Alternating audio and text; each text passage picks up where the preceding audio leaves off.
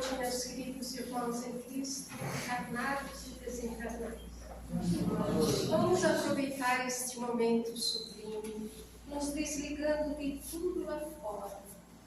E, em primeiros instantes, agradecer a Jesus, o nosso divino e amado Mestre, a nossa Mãe Maria Santíssima, e o mentor espiritual da nossa casa, Antônio Melo, por mais essa oportunidade do qual nos estão concedendo, de podermos estarmos aqui reunidos no Teu Santo Nome, Mestre, para mais esse aprendizado da noite de hoje.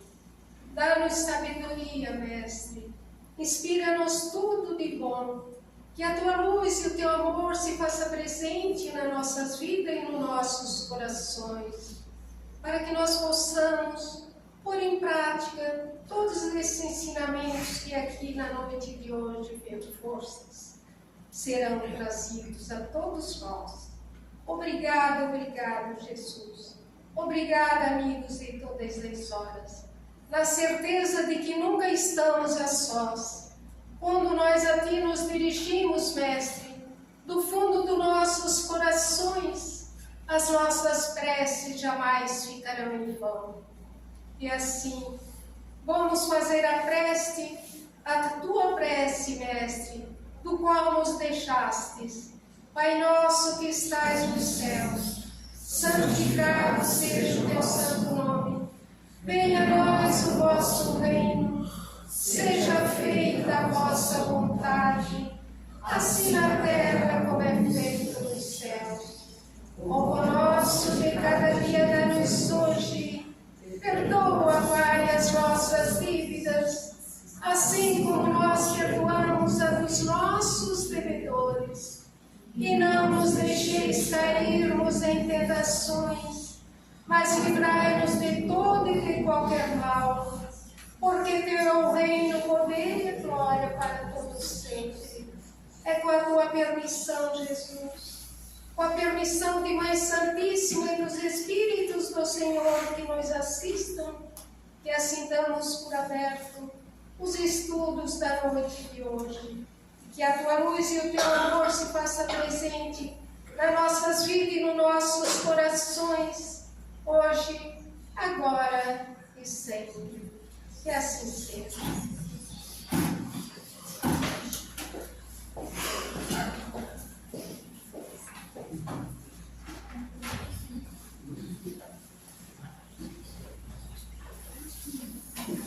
Mais alguém quer livro?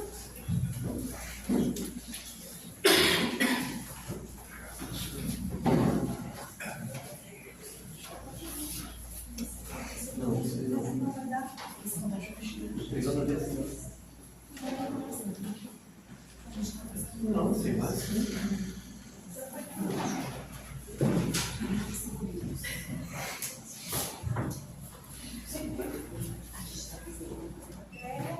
Não é a mesma edição. Sim, mas não é a mesma. Aquela linha dessa. Esse aí. Esse é o 35. 35.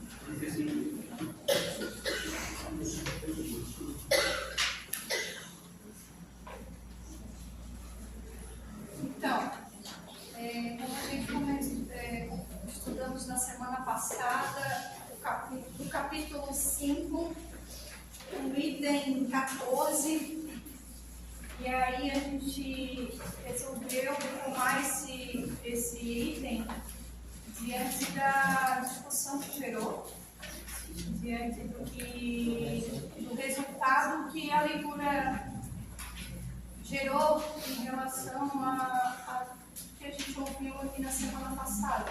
Para aqueles que não vieram, eu vou somente retomar alguns pontos dessa leitura para não ficar tão longo. Suicídio é loucura. A calma e a resignação adquiridas na maneira de encarar a vida terrena e a fé no futuro dão ao espírito uma serenidade que é o melhor preservativo da loucura e do suicídio. Com efeito, a maior parte dos casos de loucura são provocados pelas vicissitudes que o homem não tem forças de suportar. Se, portanto, graças à maneira com que o Espiritismo faz encarar as coisas mundanas, ele recebe com indiferença e até mesmo com alegria os reveses e as decepções que em outras circunstâncias o levariam ao desespero. É evidente que essa força que o leva acima dos acontecimentos preserva sua razão dos abalos que o poderiam perturbar. O mesmo se dá com o suicídio.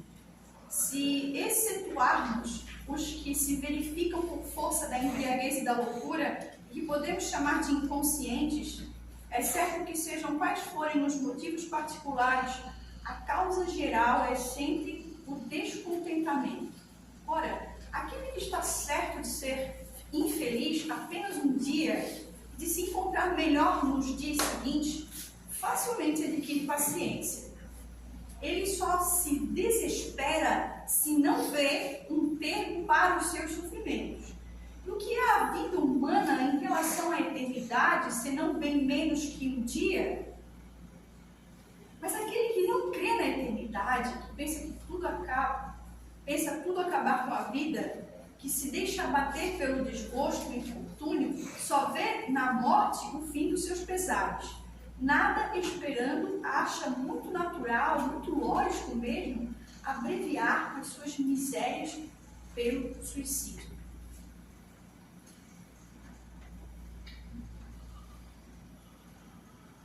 A incredulidade, a simples dúvida quanto ao futuro, as ideias materialistas, em uma palavra, são os maiores incentivadores do suicídio. Elas produzem a frouxidão moral.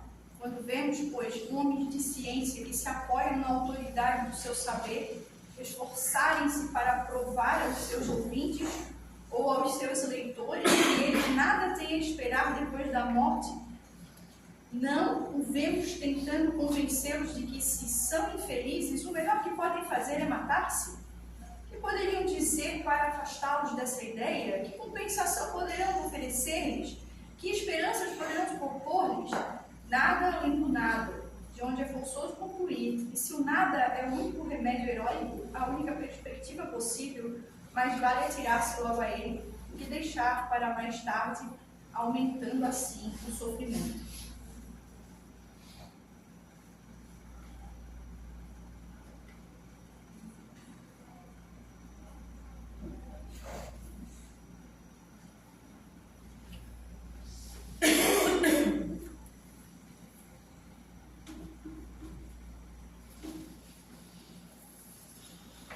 É isso. Então, aqui na semana passada a gente teve alguns depoimentos que levantaram a mão.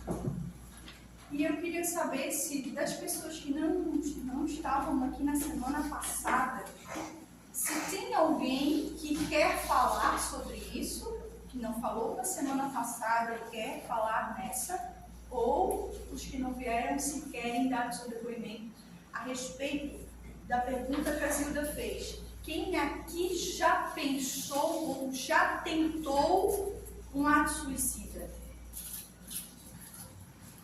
Qual é o teu nome? Janaína. Janaína? Eu quero falar, na semana passada eu levantei a mão e não falei. Fiquei com vergonha no início. Eu, graças a Deus, não tentei, mas eu já pensei várias vezes. E quando jovem, quando adolescente, até uma pena que a semana passada tinha uma adolescente E deu o depoimento dela. quando ela deu o depoimento dela, eu deveria ter comentado.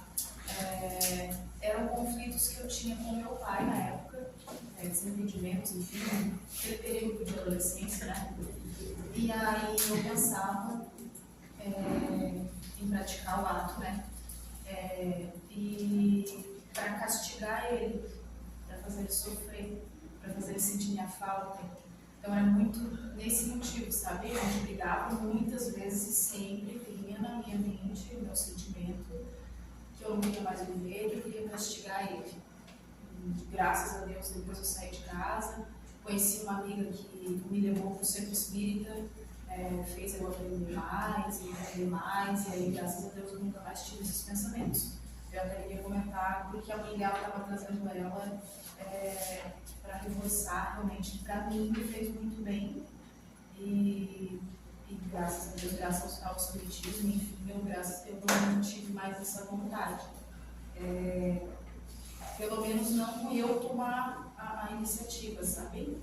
Aconteceu comigo uns 2 meses atrás, uma coisa similar. Depois eu acho que era um tipo de suicídio também, mas não eu tomando a iniciativa, mas também era.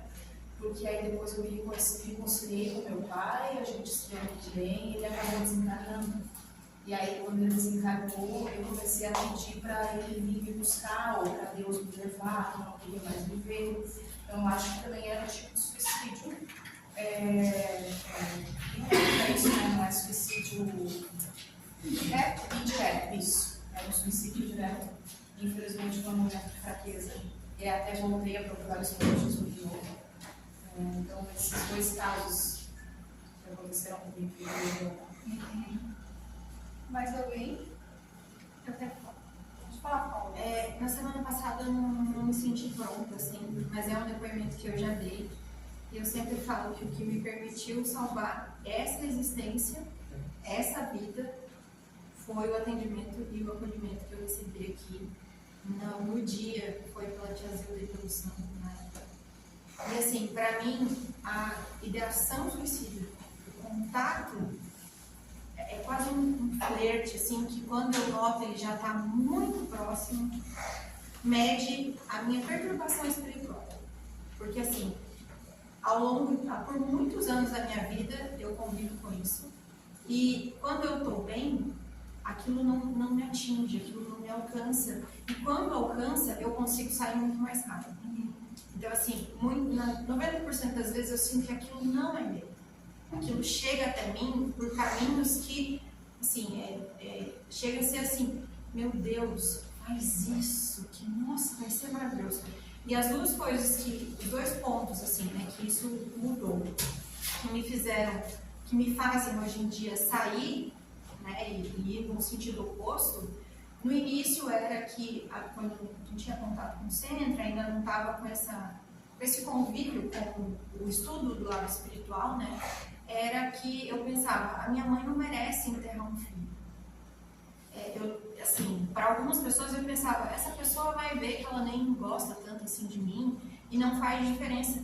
Mas a minha mãe, eu sabia que ela nunca ia se perdoar por não ter notado algum sinal, enfim. Isso desde a adolescência até a minha vida adulta, né? E aí, hoje em dia, tendo estudo aqui na casa e depois do meu processo que eu passei, né, iniciei o trabalho e tudo mais, aí já é uma coisa assim, meu Deus, eu já vi tantos relatos de suicídio e já tive tanto contato e isso aqui não faz o menor sentido, o sofrimento vai ser triplicado, eu não mereço isso e tal. E aí, enfim, mas eu sinto que em fases de muita perturbação espiritual, aquilo se aconchega e você, às vezes, por mais que você seja disciplinado, por mais que você, sei lá, você estude, às vezes consegue, de alguma forma, chegar bem próximo. E o que o Vini falou naquele dia, que me marcou muito, que aí eu acho que vale a gente trazer, os adolescentes realmente, eles têm um impulso que, às vezes, a gente mais adulto, quando a gente envelhece um pouco mais, a gente perde. Então, talvez, hoje em dia, a pessoa que tem filho, às vezes a criança, sabe, tem situações assim. E quando, eu acho que o que muitas vezes acontece é que se a gente tem um tempinho ali para parar, pensar e colocar em prática, né, ou o mentor conseguir acessar você também, porque tem momentos em que a tua perturbação é tão grande que você não consegue escutar coisas boas, você não consegue pensar em coisas boas. Você só tenta esperar 1 minuto a mais e se daqui a pouco eu ainda quiser, tudo bem. Mas eu fiquei muito, assim, refletindo muito isso. O nível que a gente, quando vivencia essas situações ao longo da vida, tem que parar e refletir sobre a questão do impulso. E aí, às vezes, cada um vai saber o que é gatilho, se é bebida, se é um ambiente ou se é alguma situação que pode te impulsionar, né, de segundos que vão mudar a existência. Quer falar mais alguma coisa? Obrigado. Mais alguém? Notem que esse tempo atrás eu li um livro e falava justamente de casos de espíritas que se suicidam, e não é a coisa mais comum que existe. Tá? E aí, por vergonha ou por não querer deixar a família em sofrimento, muitas pessoas armam o suicídio como se fosse um acidente. Como se fosse um acidente de carro ou algo assim, que pudesse vir a parecer que não foi um acidente, não foi um ato suicida. Esse livro tratava sobre isso. Então, indiferente de você saber ou não saber que a vida continua, o impulso do sofrimento é um impulso tão forte que ele te cega. Ele te cega ao ponto de você esquecer que realmente você vai sofrer mais se você provocar o ato. Para vocês terem noção. Por isso a ideia de não julgarmos. Eu queria aproveitar isso para pegar algumas pessoas que falaram aqui. Vamos começar. Odni tinha falado. Odni podia sentar aqui, né, hoje? Tá bom.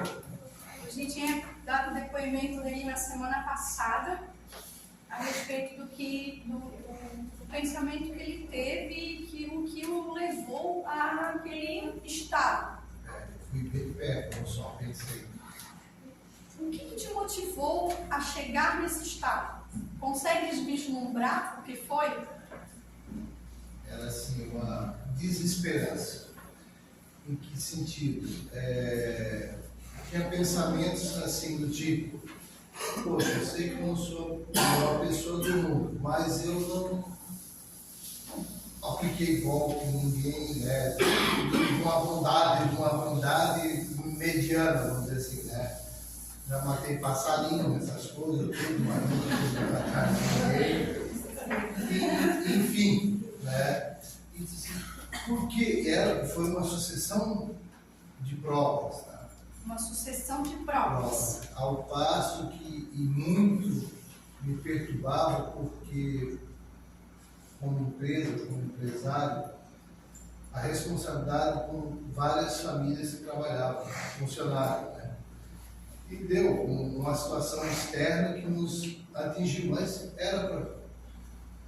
Muitas vezes eu me tranquei no banheiro da empresa e chorava, pedindo, rezando, chorando, e não encontrava saída. E um dia eu fiquei no alto do edifício, na sacada, vi o dia amanhecer. Comecei a perceber isso quando os passarinhos começaram a cantar, e amanhecer. E como eu disse, se não fosse pouco conhecimento, ainda é pouco, né? Mas menos do que hoje ainda, e não começasse a permitir, a ouvir o que vinha de bom, não dava. Então foi um sentimento de desesperança. Exato. Você não vê sair do que eu faço, porque isso, né? Enfim, e você fica assim, quase com areia movediça, que você tenta tudo que você vai fazer. Mas foi a desesperança, e antes da desesperança foi várias provas. Várias situações, exatamente. Que tinham a ver com o âmbito material da coisa. Exatamente. Na parte material da coisa. Não era na espiritual, não. Era na emocional. Que se afetava o emocional por conta do material. E aí, esse material que a gente conseguiu ver aí, era porque você se sentia insuficiente, Não, incompetente? passava orgulho. Para ser bem honesto e fazer o exemplo valer a pena na instrução, como empresa a gente estava muito bem. Éramos dois sócios, representávamos outras empresas. E de repente uma dessas empresas, a maior de todas, faliu, quebrou. E nos deixou uma dívida muito grande porque eles não nos passaram. Então ali foi vender sala comercial, vender carros, dispensar funcionários. A área que a gente atuava exigia muito custo e caso ter que chegar um dia um funcionário que disse, não dá para segurar esse cara de amigo, aceita, vai embora enquanto você possa pagar a tua rescisão. Aí entra uma parte, o orgulho. Você está dentro de uma família onde todos, pelo menos o que você vê no material, estão bem. A prova, olha, até cair a ficha e você conseguir fazer a volta nisso e ver que era o teu orgulho que estava te levando para o buraco. É difícil. E aí você perceber que, com certeza, isso fez parte de provas que a gente escolheu em aceitar isso daí. E para de perguntar o porquê aconteceu, mas como eu posso trabalhar para isso mudar? Isso é tempo. O orgulho no sentido de provar para o outro. Exatamente. Né? Tá, deu para entender. Agora, quem? Você, que deu depoimento da sua esposa, né? O que você acha? Nós sabemos que por trás que claramente o vício é um impulsionador, um facilitador para ela, não é? Sim. Então aqui nós temos o vício. Tem o exemplo do meu tio também, que fez, né? Que também foi dentro disso. Foi dentro disso também, ele fez a bariátrica, e daí teve que parar com tudo e não suportou. Sim. Então ele fez. E eu sabe, meu tio chegou. O teu tio foi movido pelo vício, ele usou um recurso, o recurso foi o tio que saiu pela culatra, porque ele, na convivência social, o que acabou gerando para ele? Um estado antissocial. Ou seja, ele não conseguia mais ser aquele que era e aí receber do outro resultado que ele tinha antes. Tipo isso? Porque na realidade o que aconteceu? Ele tinha uma rede de amigos, mas eles se reuniam toda tarde no mesmo bar, no mesmo lugar, e ele ia para lá e ele não podia mais beber. Entendi. Daí ele não conseguiu suportar essa perda dos amigos, essa perda de ter esse... Ele estava lá, mas já como se não tivesse. Né?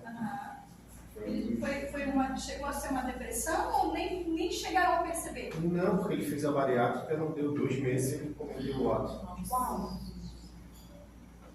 Foi tudo muito vou te passar. organizado. Então foi um vício, e aí junto com esse vício aqui a gente pode dizer que tinha um estado melancólico justamente porque ele não se aceitou. um estado de não aceitação.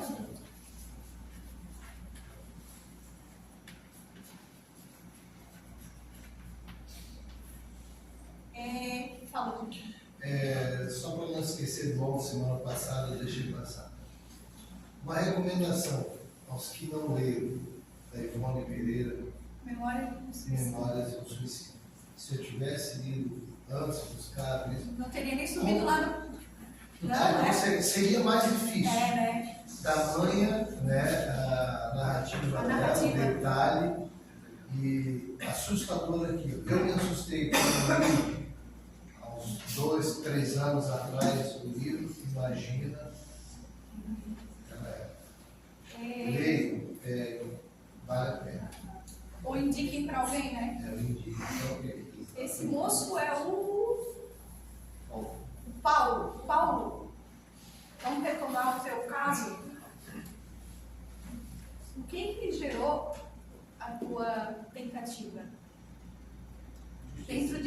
fazendo aqui? Injustiça. Hã? Injustiça. Você se sentiu injustiçado. Injustiçado. Só para os outros que não estavam. Por que você se sentiu injustiçado? Eu tinha sido mandado embora da empresa, né? Porque você foi mandado embora da empresa. E depois disso, teve outros fatores que foi talvez só aumentando a chegar a esses pensamentos. Né?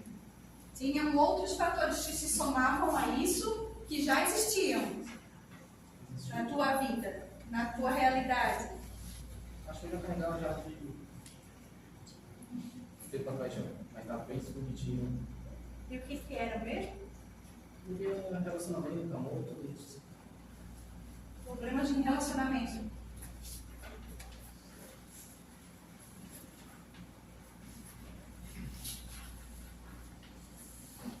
Então você teve um estupim inicial, né?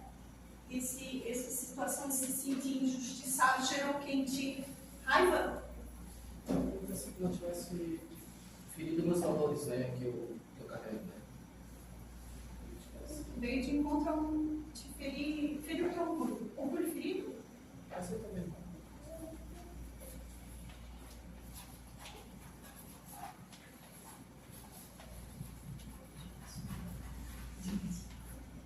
Problemas de relacionamento, Paulo. Quer falar mais alguma coisa sobre eles? Porque algo te manipula, né? Pega um fato e se transforma em verdade que não é a verdade, né? Se tivesse ferido também a minha essência, né? Os valores, né? Que aí se transforma pelo outro grande e só fica incomodado com aquilo. Mas nas questões de relacionamento afetivos que você fala, o que acontece que você julga que não dá certo? Se não quiser falar, não tem problema. Tem um ponto-chave? Prefiro não comentar. Tudo bem. Só para saber, porque Deus já é colocado.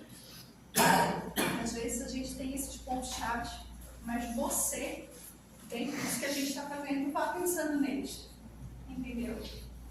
Que daí isso aqui, somado com algumas outras situações, te levaram a esse ato, a querer fazer. Né? Depois tinha outra pessoa, deixa eu ver se tinha mais alguém. Vinícius? Beatriz. Era relacionamento. Queria castigar ele. Que agora é exemplo. Castigar. Então tinha Problema de relacionamento. relacionamento. A senhora se sentia então Desprezada, ignorada, coisa assim.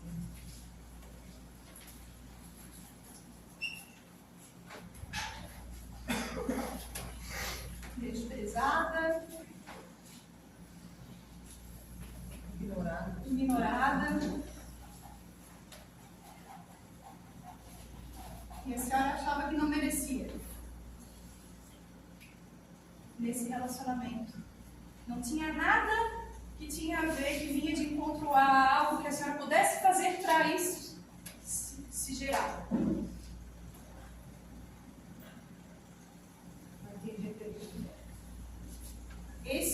Esses seus sentimentos aqui em relação ao ato do outro, a senhora em nenhum momento colaborou para que fosse desprezada ou que fosse ignorada? É assim, eu queria fazer, sabe? Queria fazer as coisas, sempre escapava e Desinteresse. E aí isso gerou na senhora esse sentimento de querer se vingar. mas eu Chegou ao estado depressivo? Sim. E gerou o estado de depressão, é isso? Mas eu não. Agora eu sei que era depressão. Eu não procurei. A senhora não queria compartilhar com ninguém, não queria que ninguém soubesse. Quando eu me dei conta que isso aí existia, não sabia, mas... Aí ele não queria que eu fizesse. Não sei por quê. Ele ficar dependente de remédio. Parecia que estava muito bem assim quando eu estava. Entendi. Lá no canto. Sabe? Tipo, te castigando mesmo. É. Vinícius, o que te motivou naquele dia que tu falou foi a questão da raiva. De querer provar para os teus pais, de alguma forma, que eles não estavam te dando atenção naquele momento. Chamar atenção, uma chamada de atenção. Foi uma coisa bem impossível. Mas eu já tive pensamentos também que provém de outra coisa. Que, na verdade, não provém de algo específico. Eu estava pensando tipo, ainda tem um pouco disso, que é uma espécie de apatia, tédio e simplesmente desinteresse em tudo. Assim, de, tipo, como se a própria vida não tivesse... Tá, para que eu vivo? Melancolia, né? É, uma melancolia, mas que não tem um motivo específico, sabe? Que não tem um motivo de hoje, né? Vazio. É, com vazio, assim, porque, não sei se tem uma música do Raul Seixas, ou do Toro, que, tipo, eu tenho tudo, assim, que a pessoa não tem algo que falta na vida, assim, né? Alguma coisa que realmente, nossa, é um problema que as outras pessoas veriam como um problema, assim, né? E quando não, a tua vida é boa, isso aí que é o pior, né? Quando ele fala assim, pô, tem pessoa que tem isso, que não tem isso, não tem aquilo, e tu tem tudo, e tu tá assim por quê? É uma coisa que não dá para responder, não tem uma resposta, eu não sei. Sabe? É muito subjetivo, né? É subjetivo. É muito de algo. É, isso, de algo. Parece uma coisa que vem de algum lugar que eu não sei onde é. Quando você quis chamar atenção naquele momento, você ficou com bastante raiva dos seus pais, não ficou, Vinícius? Mas se eu perguntar, não é uma raiva escondida dentro de ti?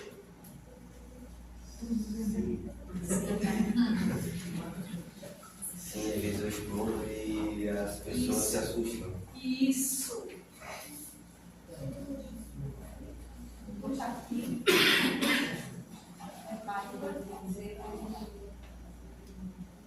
Agressividade, só raiva. A agressividade vem depois da raiva. Hoje eu me controlo muito, mas quando eu era adolescente eu às vezes virava um bicho, assim. Aham. Legal.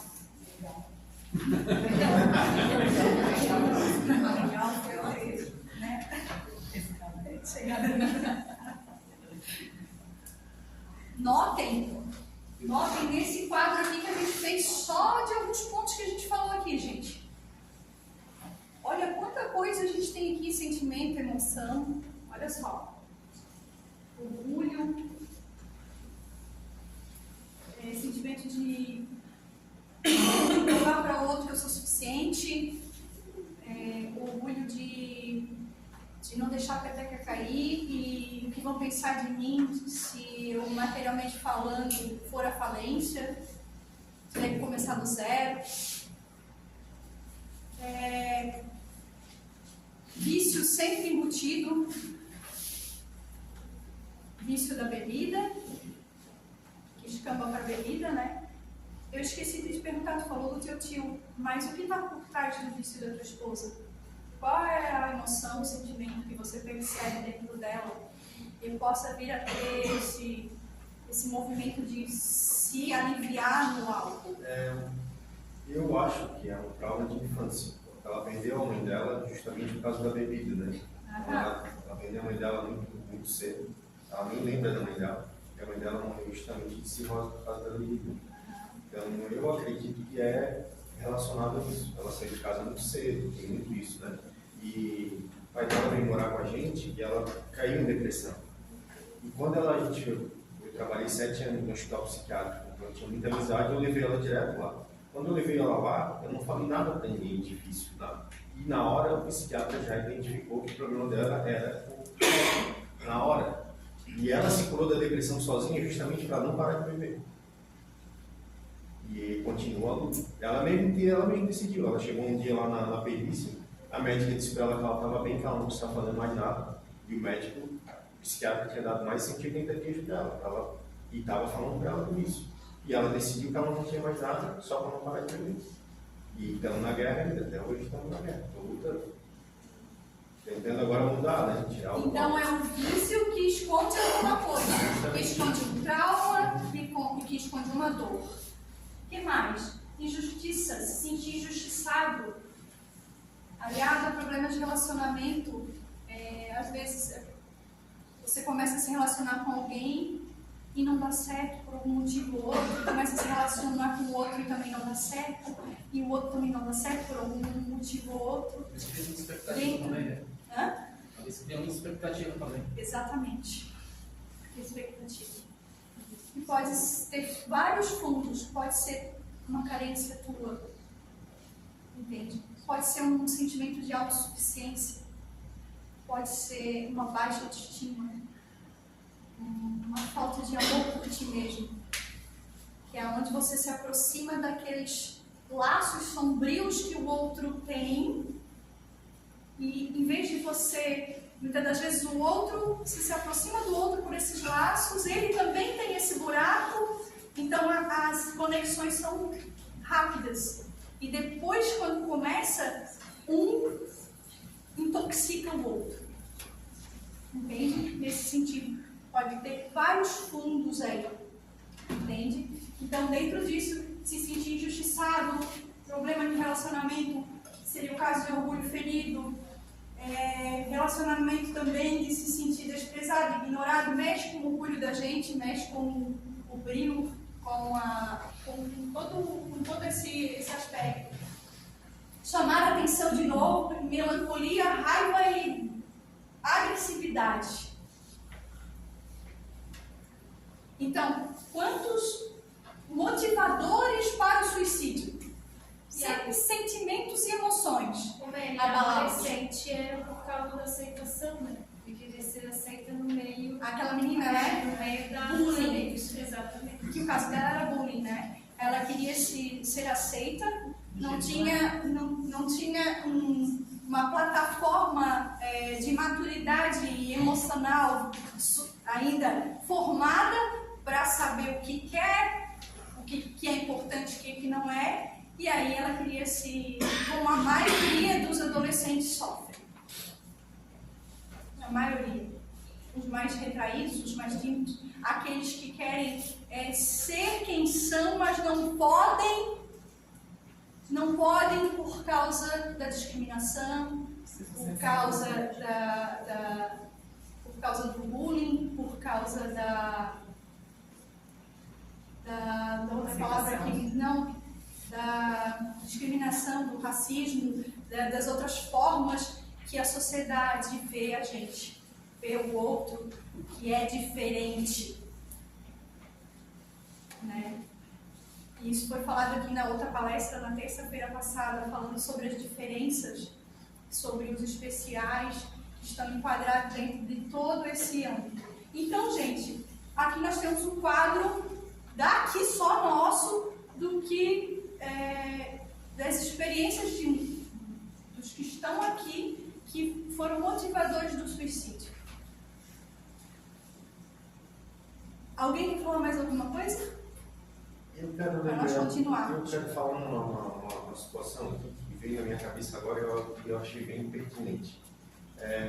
Meu pai não se suicidou diretamente, mas indiretamente sim, porque meu pai adoeceu, meu pai faleceu de HIV e ele simplesmente não quis tomar os remédios.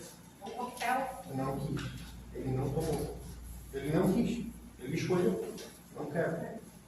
E daí ele foi adoecendo e toda vez que eu descia parava no hospital, e toda vez que eu descia parava no hospital, e ele não tomava os remédios. Ele ia para o hospital, ele fugia do hospital, ia para casa e ficou nesse limbo até falecer com 36 anos de idade.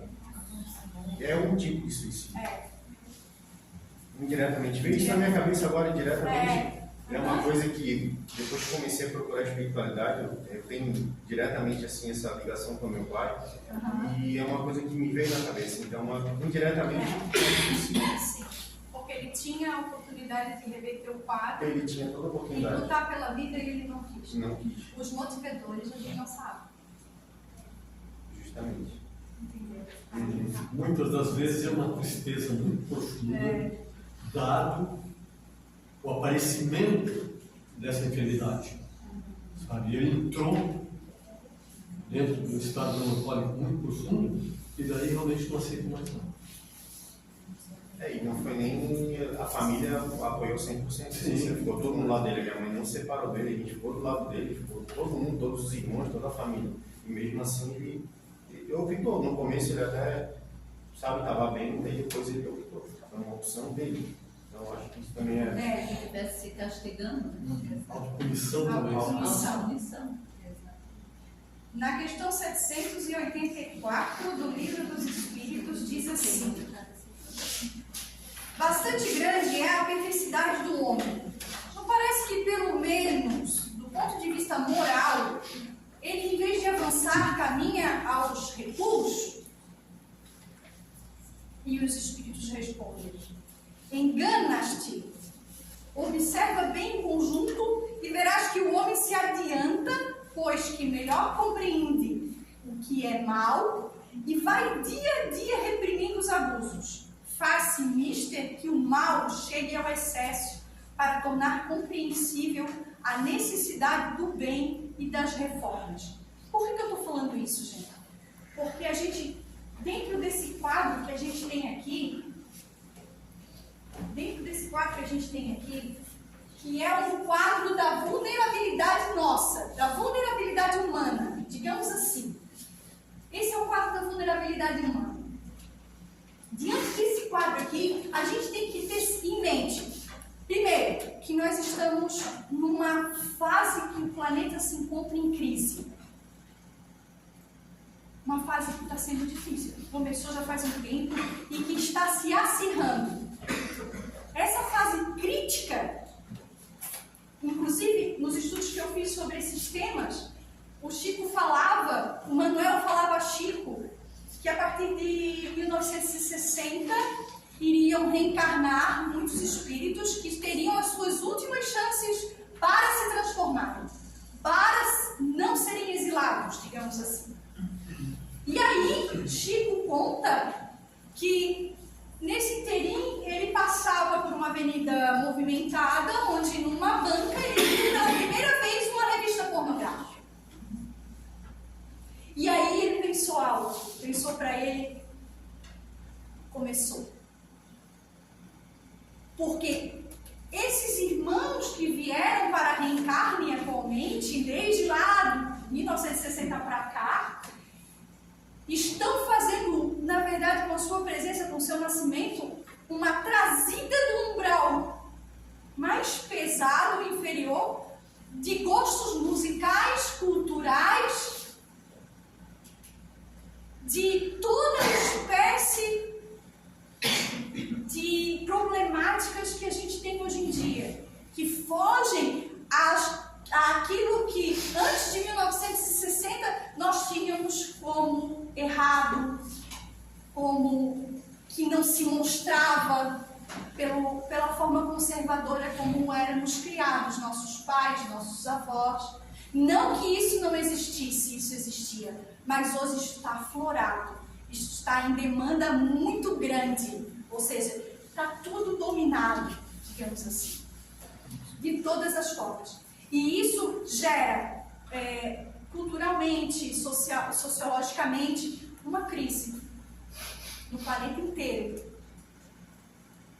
E essa crise faz com que nós, todos os seres viventes, sintam vibratoriamente no seu campo espiritual essas vibrações negativas.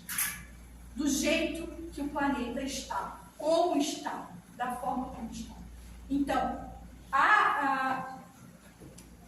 essa fase que nós chamamos de fase de regeneração, forma de transição de planeta de provas e expiações para início de planeta de regeneração, traz à tona todo esse remexer, toda essa mudança que gera nos seres que estão encarnados e nos desencarnados essas dificuldades, esses desequilíbrios, e fazem com que muitos dos nossos sentimentos e emoções, daquilo que nós trazemos no nosso espírito, se avolumem, digamos assim, criem proporções maiores. Então, nesse sentido, nós temos aí esse agravante, né? Esse agravante dessa parte de transição planetária, e nós temos também todos esses processos psicológicos e emocionais que a gente hoje em dia não trata, que a gente hoje em dia não quer enxergar, que a gente hoje em dia não vê ou não quer ver. E que muitas das vezes, ao adentrar numa casa espírita, quando se forma em reforma íntima, e eu li muito sobre isso, pensando assim, os espíritas que geralmente encabeçam uma casa espírita são aqueles que estão na UTI, porque são aqueles que estão mais doentes. Aqueles simpatizantes que vêm pela primeira vez, aqueles ainda não sabem que estão doentes.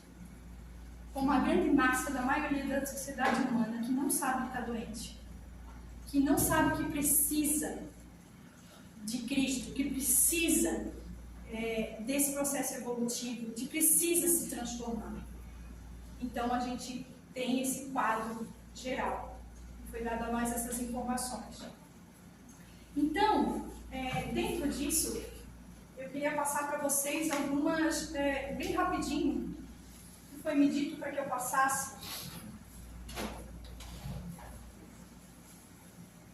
Dentro de tudo isso, nós temos dentro de nós alguns sentimentos que nós trazemos, que são dessa vida, como a gente falou nesse capítulo aqui inicialmente, e tem aqueles que são de outras vidas. Muitos desses vazios estão montados em cenas do passado. E muitos de nós, principalmente aqueles, como eu disse aqui, que às vezes se responsabilizam por uma causa, são aqueles que mais precisam, são aqueles que mais estão doentes. Nesse inteirinho, hoje, eu não tinha estudado sobre esse assunto, porque eu estava com uma dor de cabeça danada a respeito de um irmãozinho que está comigo, já faz uns 2 dias, e aí eu disse, eu não vou ler coisa nenhuma. E aí alguém chegou no momento que eu estava ali fazendo algumas coisas, alguém chegou e falou assim, hoje você vai falar? Deu assim, hoje você vai falar? Como assim? Bicho começou a falar dessa forma. Era um irmão, é um irmão que eu senti, que era, porque aqui a gente não está falando para leigo, né? Nós estamos falando aqui em uma casa espírita, e todos que estão aqui, eu acredito que sabem que nós aqui na casa espírita, nós nos comunicamos com os espíritos. A premissa básica do espiritismo é a comunicação com os espíritos. Certo? Então, em mediunidade, a gente não conversa com o espírito mentalmente só dentro do centro espírita, a gente conversa com eles lá fora. O problema é que às vezes a gente não se apercebe e acaba recebendo as ideias da parte que não quer que a gente ande na linha. E a parte que quer que a gente ande na linha, a gente não consegue captar. É muito difícil. E quando vem quebrado, aos poucos, aos trancos e barrancos. E esse irmãozinho me veio lá na hora que eu estava fazendo os meus afazeres, porque geralmente é assim que eles vêm, e falou assim, um irmão da Umbanda, alguém que dirige a parte espiritual dessa casa, que colabora com a espiritualidade amiga na direção espiritual dessa casa, que são muitos, né? São muitos irmãos, tem irmãos hindus aqui, tem irmãos católicos, tem irmãos de todo o credo. Espiritualmente falando. E esse irmão se chegou a mim e falou assim, filha, você sabe para que serve o toco lá na Umbanda? Eu disse, toco? Eu nunca participei da Umbanda, li alguns livros, mas tenho um conhecimento muito pequeno. Não sei como que funciona lá dentro as estratégias e tudo de funcionabilidade da coisa, né, digamos assim. Eu não sei para que serve o toco. Eu nem sei se quem é da Umbanda sabe o porquê do toco. Mas ele me veio e me disse assim,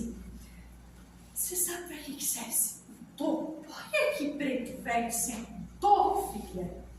Aí eu disse, não, mas o senhor então me fale. Aí ele falou para mim, filha, a gente foi muito emocionante, eu chorei por muito tempo. Eu acho que a gente conversou ali por 1 hora, e eu chorei nessa 1 hora inteira. Ele falou assim para mim, filha, eu trouxe o toco porque ele mandou, gente. Desculpem aqui os mais conservadores, mas ele mandou trazer o toco, tá? Isso não é uma casa de umbanda, mas ele pediu para trazer o toco. E eu disse, que toco, homem? Se eu tenho um toco lá fora, velho, de madeira de lei, pesadíssimo, não, vá naquele lá da frente que tem um vaso em cima, que aquele é leve. Eu disse, vou lá ver. Eu parecia uma louca dentro de casa. E o toco é leve. Ele disse, traga o troco e bota o toco lá. Senta lá. Tá bom. Filha, você sabe para que serve o toco? O que Preto vai dizer para o toco lá no terreiro do bando? Eu disse, não sei. Sabe sim, no fundo você sabe. Eu disse, mas por quê? Preto Velho senta lá no topo. Porque minha filha, tem uma coisa que nós precisamos, é quebrar o nosso orgulho. E quem vem na casa, no terreno pedindo ajuda, vem às vezes lá no chão, minha filha. Como é que eu vou subir num púlpito para falar pelas criaturas sofridas? Se não tem que ser um toco para ficar lá quase no chão junto com eles. É para isso que serve o toco, filha. É para isso que serve o toco na Umbanda. E aí aquilo me emocionou de uma forma tão grande, tão profunda, porque a energia dele me passou isso. E ele disse assim, e ele começou a me falar o que eu tinha que falar. Começou a me falar coisas da minha vida e disse para mim, você, minha filha, não pode ter poder na mão? Vaidade não tem como tirar de você, porque faz parte do seu espírito. Mas poder você não pode ter. Para que você quer uma casa desse tamanho?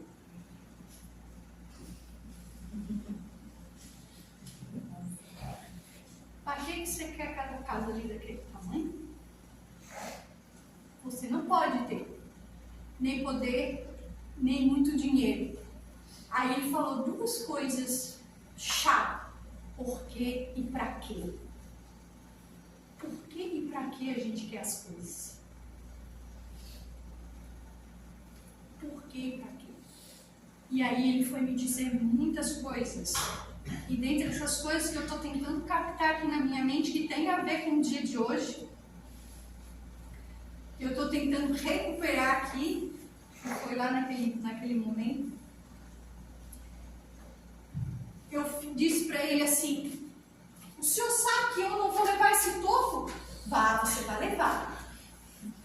Então já que eu tenho que levar, o senhor vai me fazer eu me expor? Você vai se expor. Mas por que tem que ser eu que tenho que me expor? Ele assim, porque você, minha filha, tem uma coisa que você está fazendo que já há muito tempo você faz, que é quebrar o seu orgulho. Isso eu estou vendo você fazer. Arrogância e vaidade está meio difícil ainda. Mas isso que você faz, já faz com que a sua arrogância diminua um pouco. Esse tipo de ato de você falar para as pessoas, já faz com que você bote um pouquinho a sua arrogância para falar de todo, para se expor. Porque não é todo mundo que gosta de se expor. Não é todo mundo que gosta de, às vezes, levar uma crítica mental, uma energia vibratória que vem das cabeças das pessoas que estão aqui, dos espíritos que estão aqui, que às vezes não aceitam que a gente fale certas coisas que vão vir de encontro a algo que precisa ser feito, precisa ser reformado dentro da gente. E assim, ele continuou a saga dele me falando muitas coisas a respeito de tudo isso.